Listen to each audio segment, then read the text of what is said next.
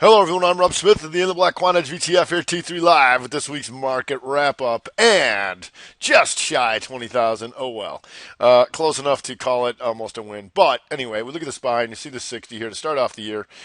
Just doing this: the lower low, the higher highs, and then slight lower low, slight higher high, and then all the way back down, and then triangle all the way back up.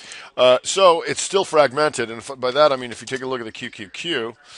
Did the same thing here, higher high, lower low, boom, into the highs. You'll see this on the daily real clear, right up in here. So you want to keep it looking for that when you get these reclaims and try and go right back up. They certainly came into tech today. If you look at the Fanger stocks, start off the year, watch those inside months, all right? So here, Facebook starts off. Goes inside month, takes the inside month to the upside. Amazon does the same, gets them Fanger stocks on the move, at least right out the chute. So we'll see how that goes. Facebook, Amazon, Google was really picking up some steam today. And but really, the group that we've been watching to see if they can finally get the breakout is that IBB.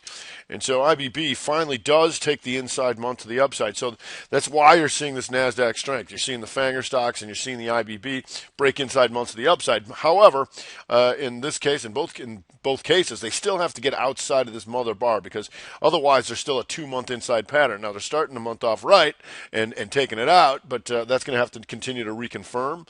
And so we'll continue to watch the inside days and weeks and all the signals that we'll get to reconfirm in those Fanger names as well as many names in the IBB because today we had a lot of inside day and up to reconfirm that monthly break. And this is what I mean by that. So Celgene here is trying to get up that monthly, but it did take out the day.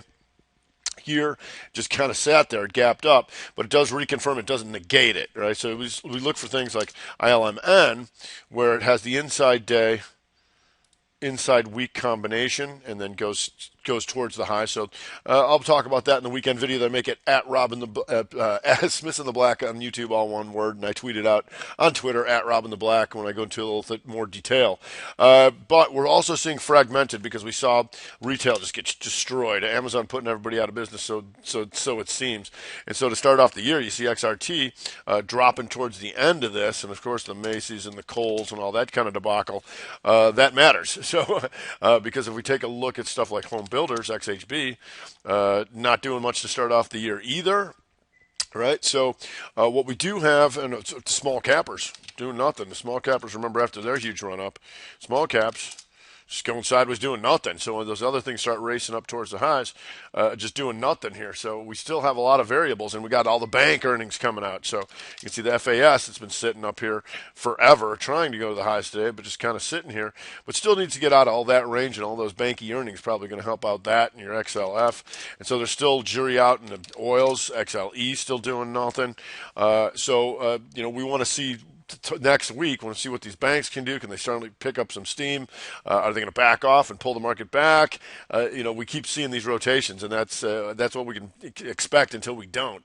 So what we'll be following is these signals that are in force to see if they are negated or reconfirmed, and if we can get anything out of anything else. Because it's been good as far as trading to start off because we've known where to go. Long side for the Fangers and the IBBs, and short side in the retails. That worked real well this week.